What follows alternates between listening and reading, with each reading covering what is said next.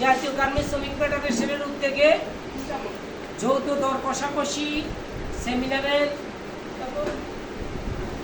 মাধ্যমে শ্রমিকদের কাছে যা জানতে পারলাম যে বর্তমান সময়ে গার্মেন্টস শ্রমিকরা দুর্বিষহ জীবনযাপন করতেছে এবং তাদের পরিবাররা দেশে অনেকেরই কুমিল্লা, নোয়াখালী, ফেনী, লক্ষ্মীপুর, চাঁদপুর বাড়ি, তারা দুর্বিষহ জীবনযাপন করতেছে।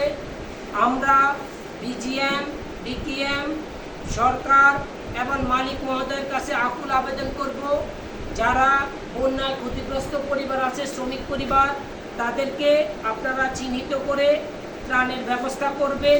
একই সাথে গার্মেন্টস শ্রমিকদের রেশনিং ব্যবস্থা চালু করবেন। গার্মেন্টস সেক্টরে ম্যাটারনিটি ছুটি 6 মাস চালু করার জন্য আহ্বান করব এবং গার্মেন্টস সেক্টরে যে শ্রম অসন্তোষ সৃষ্টি হইতেছে সেটা শ্রমিকদের সাথে যোগাযোগ বিচ্ছিন্ন থাকার কারণেই আজকে গার্মেন্টস অঞ্চলে বিশৃঙ্খলা সৃষ্টি হইতেছে।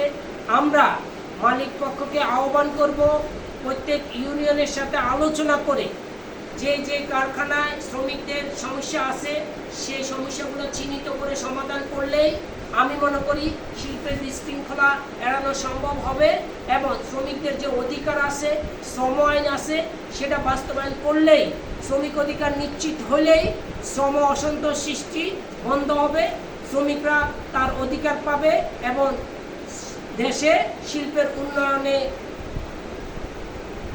কাজ করবে। সবাইকে ধন্যবাদ। আসসালামু আলাইকুম।